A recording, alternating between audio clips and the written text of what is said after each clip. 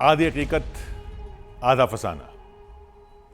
आपने नागमणि के बारे में तो कई पौराणिक कथाएं सुनी होंगी, लेकिन महादेव की मणि के बारे में नहीं सुना होगा। हमने भी नहीं सुना, लेकिन हमारे सामने पौराणिक कथाओं का हवाला देते हुए एक ऐसी मणि का जिक्र किया गया जो महादेव के तप से उत्पन्न हुई थी। दावा करने वालों के मुताबिक महादेव ने जिस गुफा में तप किया था वो आज भी छत्तीसगढ़ में सतपुड़ा के घनघोर जंगल के किसी कोने में। फिर हमें कुछ आदिवासियों से मिलवाया गया जो जड़ी बूटियों की तलाश में अक्सर सतपुड़ा के जंगलों में जाते हैं। उन्होंने दावा किया कि उन्हें पहाड़ों के बीच से कभी कभी एक चमक दिखाई देती है, जिसे वो महादेव की उसी मणि की चमक मानते हैं। कहते हैं जिसने भी उस चमक का पीछा किया न जाने वो जंगलों में कहां गुम हो गया। जंगल के उस इलाके में काफी सांप पाए जाते हैं जो मणि की रक्षा करते हैं।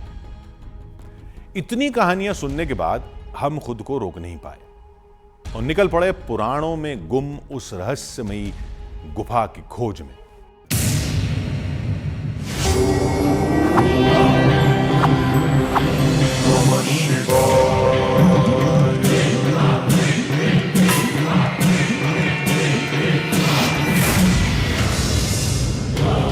एक पर्वत जिसे दूर से देखा जाए तो किसी शिवलिंग सा दिखाई देता है। पौराणिक कथाओं के मुताबिक इस पर्वत को खुद शिवपुत्र कार्तिकेय ने बनाया था, लेकिन रहस्य इस पर्वत का नहीं है। रहस्य है इस पर्वत के भीतर छिपी एक गहरी, बहुत गहरी गुफा, जहां शिव पुराण के मुताबिक खुद महादेव ने तपस्या की थी। उसी गुफा में है महादेव की एक मणि जिसे नागवंश ने युगों से सुरक्षित रखा है। हम गुफा के इस तरफ वहां आगे देखेंगे तो वहां आगे हमें एक रास्ता दिखाई दे रहा है। वही वो रास्ता है जो हमें नागमणि तक पहुंचा सकता है। ये जो इलाका है ये जहरीले सांपों वाला इलाका है। ऐसे में इस गुफा के ज़्यादा अंदर और बढ़ना मौत को दावत देने की तरह होगा। कहते हैं उस गुफा के अंदर जाओ तो एक रहस्यमयी रोशनी दिखाई देती है। इतनी तेज रोशनी कि आंखें चकाचौंध हो जाती हैं। अब तक बहुत से आदिवासियों ने कोशिश की, कई इंसानों को वो रोशनी दिखाई दी, लेकिन अब तक कोई शख्स उस मणि के करीब नहीं जा पाया। लेकिन जहां कोई नहीं गया वहां हम जाएंगे। इस गुफा के पुजारी के अनुसार उन्होंने इस गुफा के इसी हिस्से से शिवरात्रि के दिन एक तेज रोशनी निकलते हुए देखी थी और इसी हिस्से से उन्हें कई अनोखे प्रकार की आवाजें भी आ रही थी। एक ऐसी कहानी की तलाश, एक ऐसी मणि खोजने, एक ऐसी रोशनी को देखने जो इससे पहले सिर्फ पुराणों में पढ़ी गई।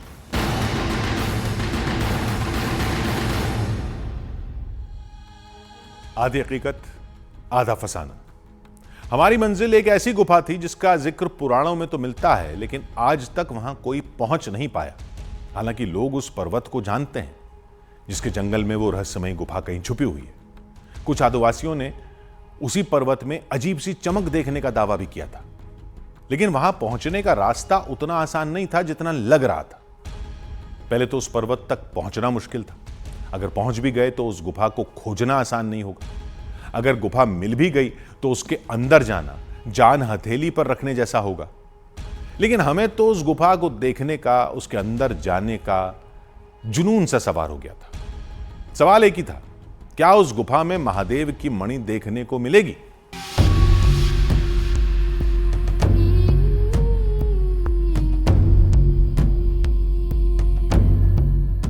मंजिल तो सामने थी, लेकिन रास्ते का पता नहीं था। सैकड़ों रहस्यमयी पौराणिक कथाओं को अपने आप में समेटे वो पहाड़ तो दूर से ही नजर आ जाता है, लेकिन इस विशाल पर्वत श्रृंखला में उस गुफा को तलाशना जिंदगी दांव पर लगाने के बराबर था। उस जंगल में गुफा कहां है, कितनी गहरी है भी या नहीं, कुछ पता नहीं था। बस यह पता था कि हमें कई मील दूर खड़े उस पहाड़ तक पहुंचना था। उसके अंदर वो गुफा तलाश करनी थी जिसके अंदर शिव के तपस्या करने और नागमणि के होने का दावा किया जाता है। लेकिन महादेव से जुड़ी ऐसी किसी जगह के बारे में कोई जानकारी नहीं थी। इसके लिए हमने शिव पुराण के पन्नों को पलटा। शिव पुराण में एक ऐसी जगह का जिक्र है जिसे मदेसर गुफा के नाम से जाना जाता है। इतनी जानकारी बहुत थी, हम बिना वक्त गंवाए सफर पर रवाना हो गए।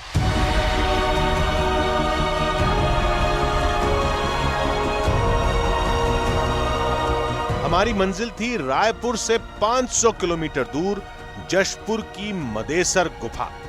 जिस गुफा की तलाश में हम रायपुर से जशपुर की तरफ जा रहे थे, उसका वजूद है भी या नहीं ये हमें पता नहीं था।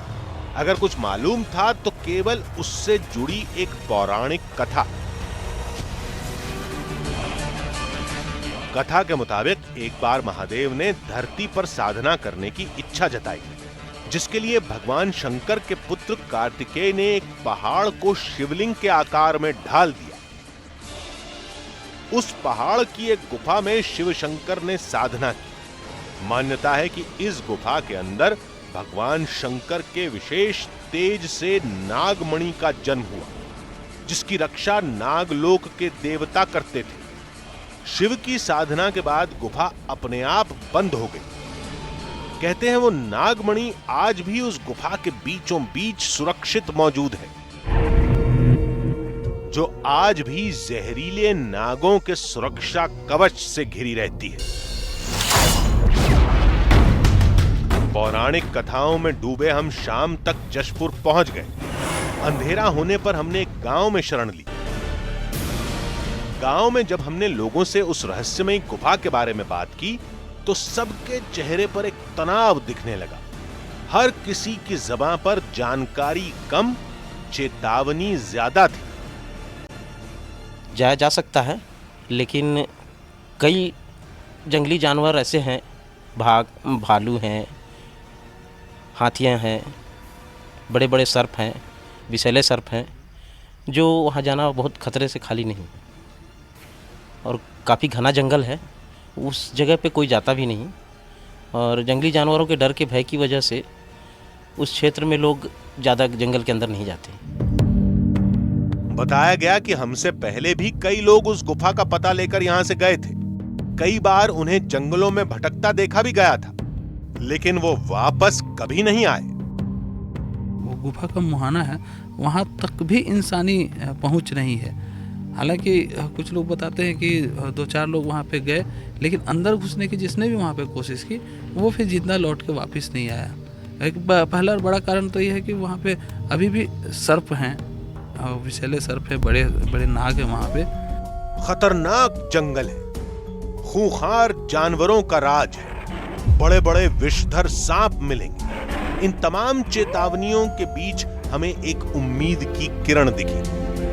उस गुफा का रास्ता भी छोटा है, ऑक्सीजन भी नहीं है, सर्प विषैले सर्प हैं, खूंखार हाथियों का क्षेत्र है, वहाँ भालू हैं, तमाम तरह के जहरीले सर्प वगैरह, तो वहाँ तक पहुँचना मुश्किल है। उस गुफा का एक छोटा सा मुहाना आज वहाँ उपस्थित है, मैं भी गया हूँ वहाँ। अंदर काफी बड़ा गुफा है, एक छोटा मुहाना है, वहाँ प्रकाश पुंज नागमणि का दिखता है। ये छोटी सी जानकारी सभी खतरों पर भारी पड़ गई। मालूम ये चला कि उस गुफा के अंदर जाने का छोटा सा ही सही, लेकिन एक रास्ता है। अब तो केवल सुबह होने का इंतजार था, ताकि हम जल्द से जल्द उस जगह के लिए आगे बढ़ सकें।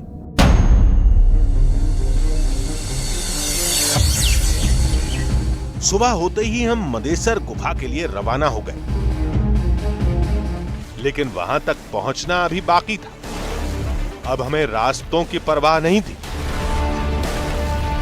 नजरों के सामने केवल शिवलिंग के आकार का वो पहाड़ नजर आ रहा था। कैसे भी करके वहां तक पहुंचना था।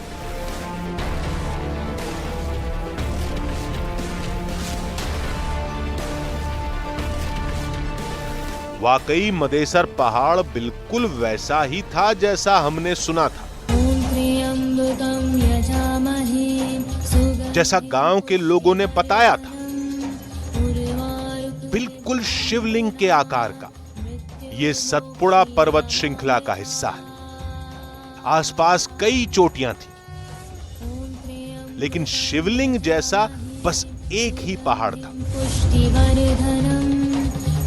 शिवम बिना संसार नास्ति, यानी शिव के बिना इस संसार की कल्पना ही नहीं की जा सकती। नमस्कार, मैं आदित्य राय आज आपको रूबरू कराऊंगा शिव से जुड़ी हुई एक ऐसी अद्भुत कहानी से, जिसकी शुरुआत तो एक अलौकिक शिवधाम से होती है, लेकिन इस कहानी का अंतहीन अंत एक रहस्यमयी नागमणि के पड़ाव पर आकर रुक जाता है।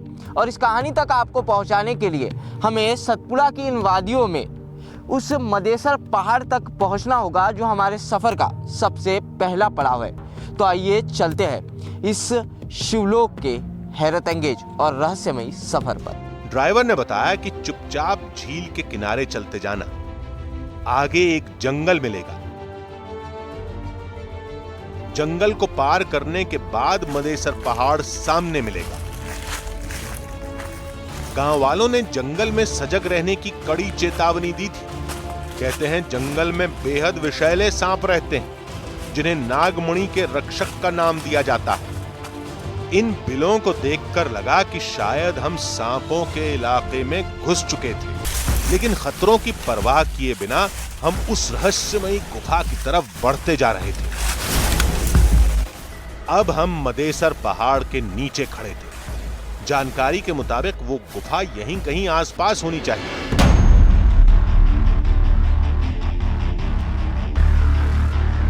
हम अपनी मंजिल के पहले पड़ाव तक पहुंच गए थे। अब वो गुफा तलाश करनी थी, जिसे इसी मदेसर पहाड़ के किसी हिस्से में होना चाहिए।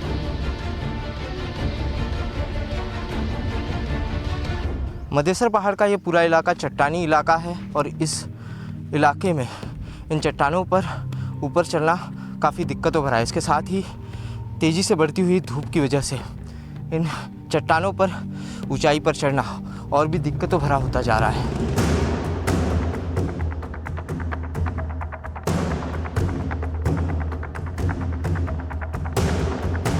फिर हमें कुछ दिखा, शायद हमें इसी की तलाश थी।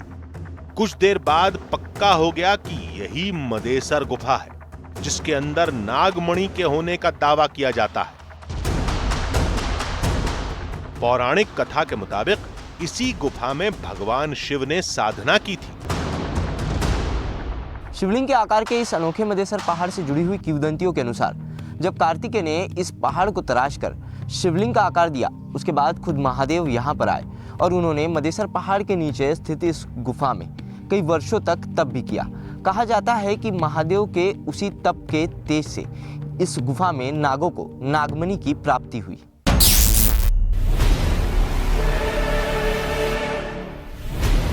हमारे कदम उस रहस्यमयी गुफा की तरफ बढ़े। दिमाग में एक सवाल था, क्या दिखेगा गुफा में? नागमणि, शिव से जुड़ी कोई बड़ी निशानी, या कुछ और? इस वक्त बिल्कुल अंदाजा नहीं था कि गुफा के अंदर एक बड़ी मुसीबत हमारे कदमों की आहट का इंतजार कर रही थी। ये जो इलाका है, ये जहरीले सांपों वाला इलाका है। ऐसे में इस गुफा के ज़्यादा अंदर और बढ़ना मौत को दावत देने की तरह होगा।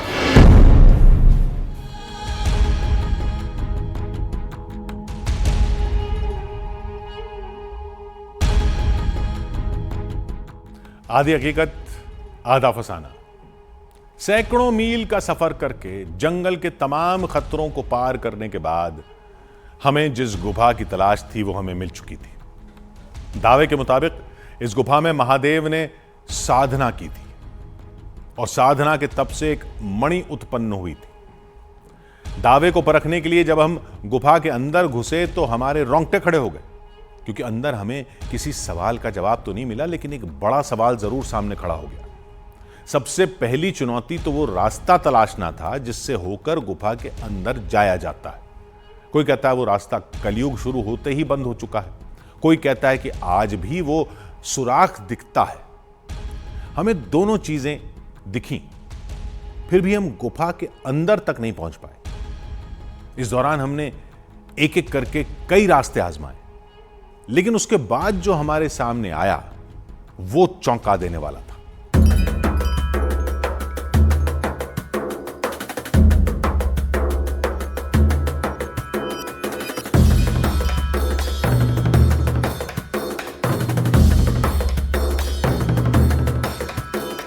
जिस रहस्यमयी गुफा की तलाश में हम मदेसर पर्वत तक पहुंचे थे, वो हमारे नजरों के सामने थी।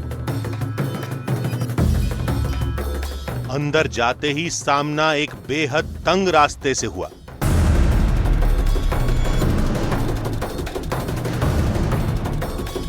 इस गुफा में आदिवासी पूजा करने अक्सर आते हैं, लेकिन इस पत्थर से आगे नहीं जाते, जबकि गुफा यहां से काफी अंदर तक है। यहां आने वाला हर शख्स उस पत्थर की मूरत से ही लौट जाता है। लेकिन जिस मदेसर गुफा की बात पौराणिक ग्रंथों में लिखी है, वो इस शिवलिंग के पीछे है। इसी गुफा को लेकर मान्यता है कि नागमणि आज भी इस गुफा में मौजूद है। इस पत्थर के आगे कोई भी इस गुफा में आगे और नहीं बढ़ा है। हम लोग देख सकते हैं कि यहाँ पर आगे गुफा का रास्ता जो है पूरी तरीके से बंद हो गया है। मात्र एक छोटा सा सकरा सा ये गुफा का द्वार है जो खुला हुआ है, जहाँ से किसी इंसान का निकलना बिल्कुल नामुमकिन है। बताया जाता है कि यहीं से नागमणि गुफा के अंदर जिस जगह पर मौजूद है उसके लिए सुरंग निकलती है, लेकिन काफ़ी छोटी ये जगह है और इंसान लेट कर भी इस जगह में बहुत ज़्यादा आगे नहीं बढ़ सकता। और गुफा के अंदर इस जगह पर कई विषैले जानवर, कई नाग होते हैं, लेकिन नागमणि के उस रहस्य तक आपको पहुंचाने के लिए हम इस गुफा में और आगे बढ़ने की कोशिश करेंगे और देखेंगे कि जो जिस छोटे से सकरे से रास्ते के बारे में बताया जाता है वो सही में अंदर मौजूद भी है या नहीं।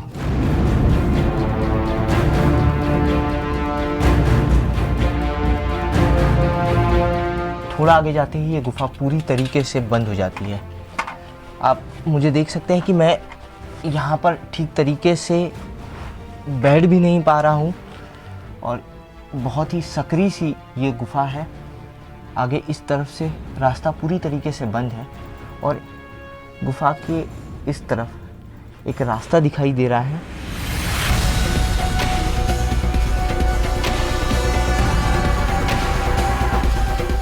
इतने संकरे रास्ते से गुजरना नामुमकिन था, फिर भी हमने एक कोशिश करके देखी। ऐसे समय में इस गुफा में आगे बढ़ना बहुत ही मुश्किलों भरा है, लेकिन हम उस तंग रास्ते के मुहाने तक भी नहीं पहुंच पाए। इस गुफा के ज़्यादा अंदर और बढ़ना मौत को दावत देने की तरह होगा, लेकिन नागमणि के इस रहस्य तक आपको पहुंचाने के लिए हम थोड़ा सा नहीं यार नहीं हो रहा है। चल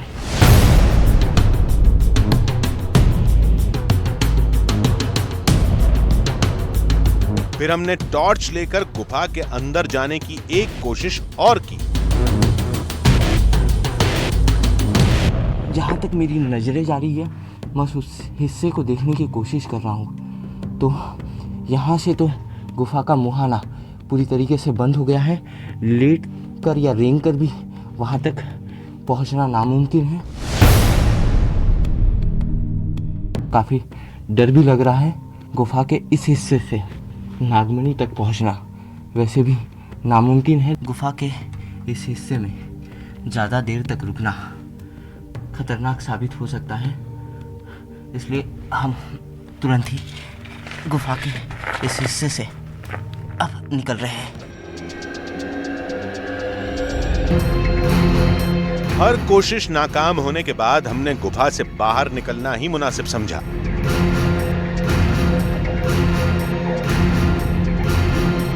गुफा में जाने के एक बेहद तंग रास्ते के बारे में हमें गांव में बताया गया था। गुफा का मुहाना है, वहाँ तक भी इंसानी पहुँच नहीं है। 2-4 लोग वहाँ पे गए, लेकिन अंदर घुसने की जिसने भी वहाँ पे कोशिश की वो फिर जिंदा लौट के वापस नहीं आया। वो रास्ता हमें दिखा भी, लेकिन पत्थर गिरने की वजह से गुफा का मुंह बंद हो चुका था। तो क्या नागमणि का राज ही रह जाएगा? क्या रहस्यमयी मदेसर गुफा के अंदर हम नहीं पहुंच पाएंगे? कुछ ऐसे ही सवालों के साथ हम वापस आने के बारे में सोच रहे थे, तभी मदेसर पहाड़ के पास कुछ आदिवासी मिले। जब हमने उनसे मदेसर गुफा के रहस्य के बारे में पूछा तो एक नए रास्ते के बारे में जानकारी मिली। उस सुरंग से मतलब वो बताते हैं कि बहुत दूर सतपुड़ा श्रृंखला होते हुए बासनतला इस साइड में उस रास्ता निकला हुआ है, और वहाँ तो जाने के लिए कोई संभव नहीं है, ना उसको देखने के लिए भी संभव नहीं हो पाता है, ऐसा बताते हैं पूर्वज लोग।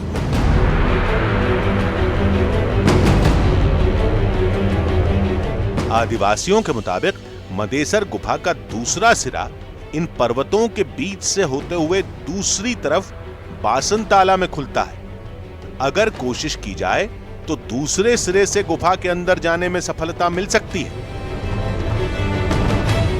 मान्यताओं के अनुसार नागमणि तक पहुंचने वाले जिस गुप्त बंद रास्ते को हमने गुफा के अंदर देखा था, वो रास्ता इन पर्वतों से होता हुआ बासनताला की गुफा में खुलता है। और नागमणि के इस रहस्य तक पहुंचने के लिए अब हमारा अगला पड़ाव होगा इस पर्वत श्रृंखला के उस छोर पर स्थित बासनताला की गुफा।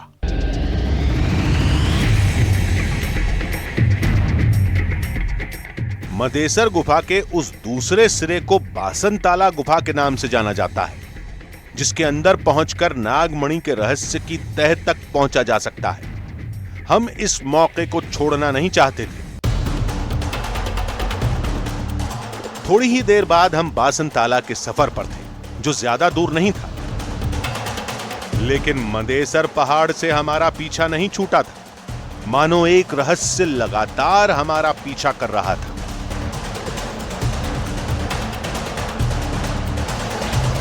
अगर हम मदेसर गुफा के अंदर घुसने में सफल हो जाते तो युगों पुराने रहस्य से आज पर्दा उठ सकता था, लेकिन गुफा बंद होने की वजह से लौटना पड़ा था।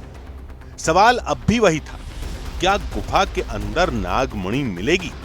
क्या शिव से जुड़ी कोई बड़ी निशानी हाथ लगेगी? क्या बासनताला से हम उस गुफा के रहस्य से पर्दा उठा पाएंगे? सवालों में उलझे हम बासनताला पहुंच गए। दोपहर के वक्त गांव में सन्नाटा था। अब हमें तलाश एक ऐसे शख्स की थी जो हमें उस गुफा तक पहुंचा सके। बासनताला गुफा का नाम सुनते ही गांव वालों में खौफ की लहर दौड़ गई। जानते तो हैं, सुना हुआ को बता रहे हैं आपको। मतलब वहाँ पर कोई नहीं जाते हैं गांव का, हम भी नहीं गए हैं। एक आदमी गया है तो मकुंदो, वहाँ मतलब जानवर काटने का डर रहता है और खतरनाक जगह भी है। आसपास खाली भालू है, बाघ है, ऐसे लगता है और रहता भी है। पूरे गांव में एक ही आदमी बता सकता है मकुंदो, और आप लोगों को दिखा सकता है, और बाकी तो नहीं बता सकेगा।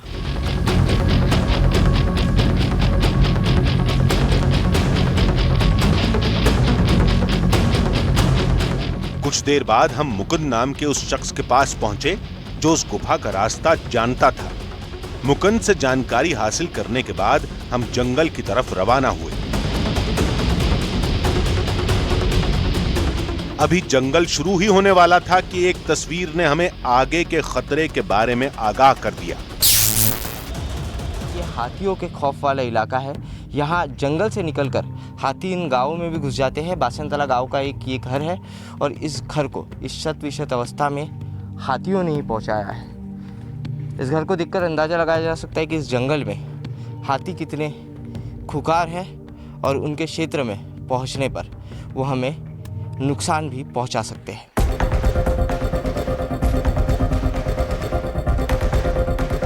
सारे खतरों को पीछे छोड़ते हुए हम मुकुंद के साथ जंगल की तरफ बढ़े। मंजिल थी उसी मदेसर गुफा का दूसरा सिरा। पहले सिरे से हम अंदर नहीं पहुंच पाए थे। उम्मीद यही थी कि दूसरे रास्ते से सफलता मिल जाएगी।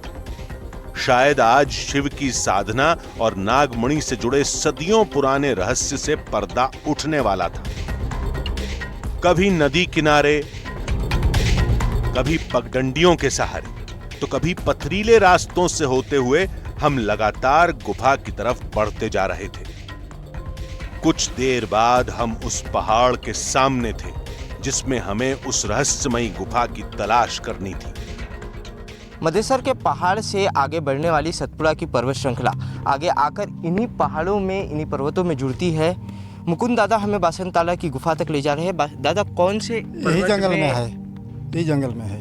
अच्छा, ये जंगल? हाँ, ये जंगल में है, इसी पर्वत में हाँ, है। इसी पर्वत में है। अब यहाँ से पहाड़ की चढ़ाई और जंगल की शुरुआत हो जाती है। जंगल में हर कदम पर जंगली हाथियों के हमले का खतरा था, लेकिन मुकुंद हमें एक सुरक्षित रास्ते से ले जा रहा था। धूप में पहाड़ की चढ़ाई से थकान बढ़ती जा रही थी, लेकिन महादेव से जुड़े उस नागलोक के दावे की तह तक पहुंचने की जल्दी में आराम करने का समय नहीं था। नागमणि के रहस्य से जुड़ी हुई शिवलोक की इस अनोखी गुफा तक पहुंचने के लिए हमें इन पहाड़ों के पथरीले रास्तों पर किनारे किनारे होते हुए चलना पड़ रहा है। और जिस रास्ते पर हम चल रहे हैं उस रास्ते के बगल में है हजारों फीट गहरी खाई। हमारा एक लड़खड़ाता हुआ गलत कदम हमें हजारों फीट गहरी इस खाई में पहुंचा सकता है।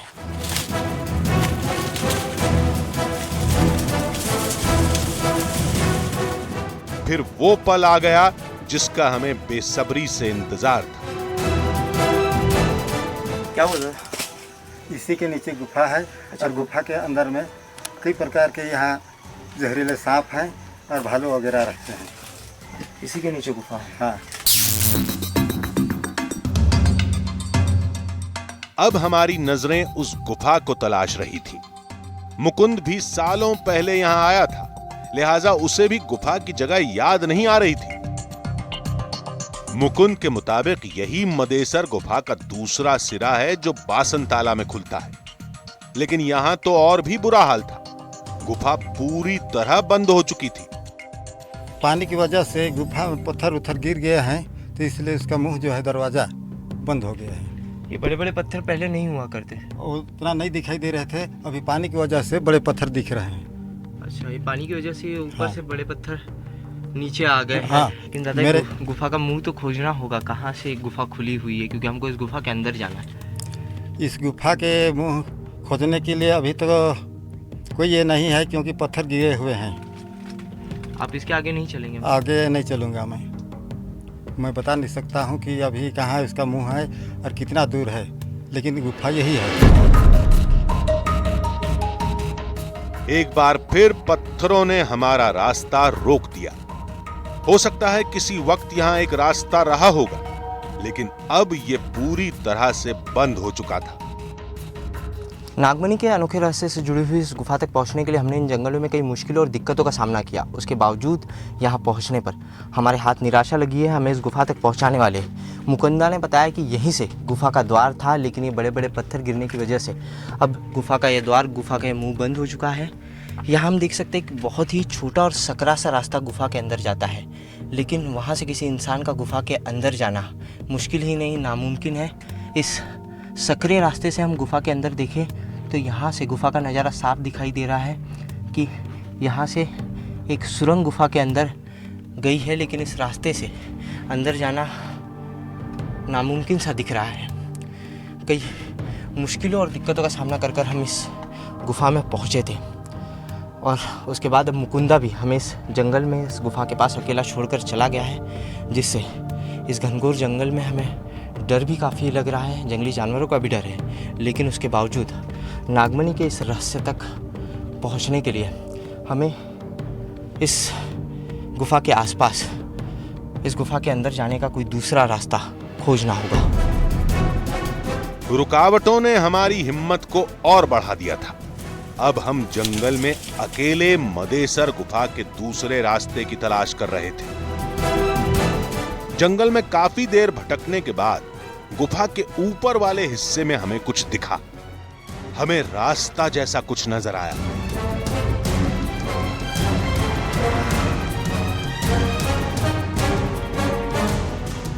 इस गुफा के आसपास काफ़ी देर तक खोजने के बाद हमें इस गुफा के अंदर जाने का ये रास्ता दिखाई दिया है। यहाँ से इस गुफा के अंदर जाया जा सकता है, लेकिन कई वर्षों से, कई सालों से बंद पड़ी हुई इस गुफा के अंदर इस रास्ते से जाना सीधा मौत को निमंत्रण देने जैसा होगा। लेकिन नागमणि के रहस्य तक, इस गुफा के मुंह तक पहुंचने के बाद अब यहाँ से खाली हाथ लौटना भी काफ़ी निराशाजनक होगा। इसके चलते हुए हमारी टीम के सदस्यों ने यह निर्णय लिया है कि एक बार हम इस गुफा के थोड़े अंदर तक जाकर देखेंगे कि अंदर की क्या परिस्थिति है और नागमणि के रहस्य के खोज में और आगे बढ़ा जा सकता है या नहीं। हमने पहले अंदर कैमरा डालकर देखा। मिट्टी और पत्थर के अलावा कुछ नजर नहीं आया। बिना अंदर घुसे बात बनने वाली नहीं थी, लेकिन एक अनजान गुफा में ऐसे जाना जान देने के बराबर था। लेकिन हमने इस खतरे को उठाने का फैसला किया। अंदर सांप भी हो सकते थे, कोई जहरीला कीड़ा भी काट सकता था, लेकिन हमारे ऊपर तो उस रहस्यमय गुफा तक पहुंचने और नागमणि को देखने का जुनून सवार था। लेकिन यह इतना आसान नहीं था। अंदर एक रास्ता तो है, लेकिन अंदर से दम घुट रहा है।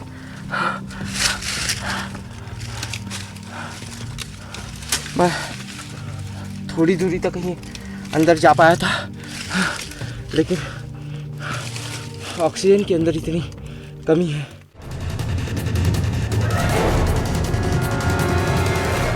खाली हाथ लौटने के बजाय हमने गुफा में अंदर जाने की एक और कोशिश की।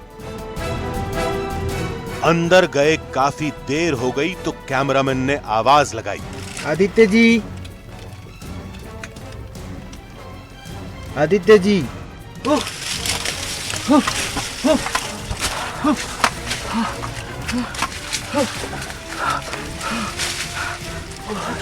अंदर ऑक्सीजन बहुत ही ज़्यादा कमी है।